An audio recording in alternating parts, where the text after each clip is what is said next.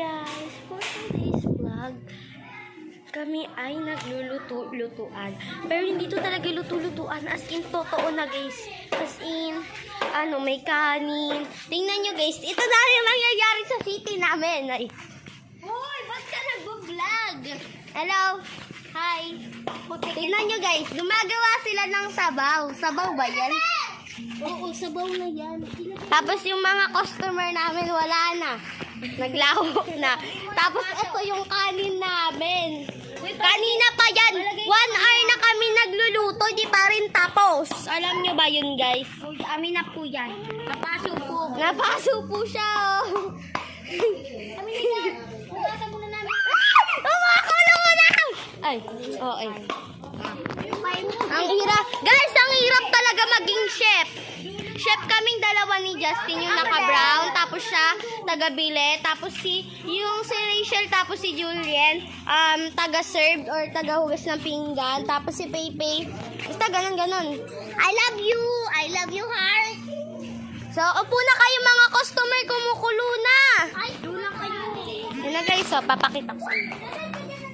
Yun guys, yun, nasa loob. Kanina yung lutuan namin lata, pero malinis yun. Ang dominan ng kamay ko guys. Lagyan mo din yung chicken. Okay, go. Uy, wag nyo lagyan yung loob. Update na namin kayo. Isa pa po. Alis na ako Restaurant. Tapos lutuan namin. Bantay mo. Iba na. Guys, kumukulo na. Kumukulo na. Ngayon lang to kumulo, guys. Ngayon ko lang nakitang umangat yung kanin dyan. Kanina nakikita ko dyan tubig. Tubig na white. Alam nyo yan? Hi ka, hi. Hi.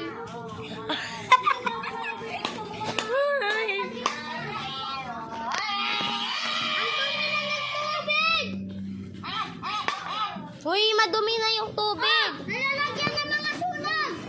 Sunog? May kutsara ka hindi ginagamit yan. Pahugas nga ako nito. Yung white na yan. Bakit? Kasi nga nalagyan na ng kulay. Vlogger ka na po? Dati pa ako nagbablog. Hindi, pahugas nga.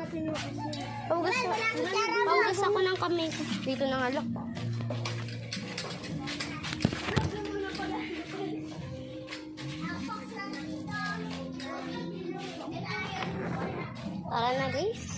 Tara na guys.